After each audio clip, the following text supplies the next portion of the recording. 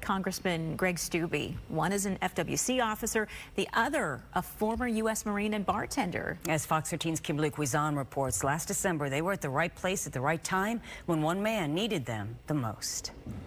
On December 16th, the weather outside Pop Sunset Grill in Nokomis wasn't as sunny. It was foggy, rainy, and dark. Bartender Dominic Yaka won't forget what happened next. The band stopped playing and they announced this vehicle in the intercoastal. Dominic, a former Marine, told his co-workers he'd be back. I ran across the street to my vehicle, got in it, drove over the bridge. When he got there, he knew he'd have to act fast. The vehicle already was bouncing off the bridge and passing high tide. FWC Officer Specialist Kelsey Dalton had been patrolling nearby and met Dominic at the bridge. And I said, you know, I have to get him out.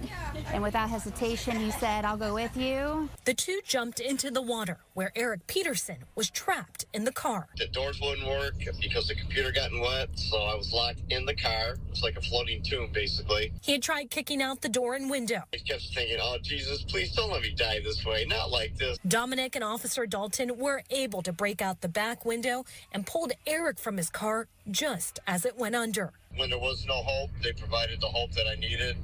And they were true heroes to even risk their own lives diving in that water at night. You know, they even made the comment that if the car would have gone down, they would have found a way to get me out of there. Congressman Greg Stubbe honored both Officer Dalton and Yaka. I think it's important to give attention to what happened. Connections and bonds were formed over a rescue mission no one expected. And I told him, I said, if this isn't your calling, I don't know what is. So, but you don't see this every day in people. As the former Marine explores the possibility of joining the FWC, he says everything happened for a reason. I think we were both just at the right place at the right time. In Nokomis, Kimberly Quizan, Fox 13 News.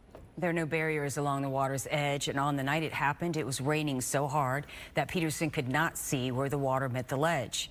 For their heroism, the congressman plans to present Yaka and Officer Dalton with a pair of flags flown over the U.S. Capitol.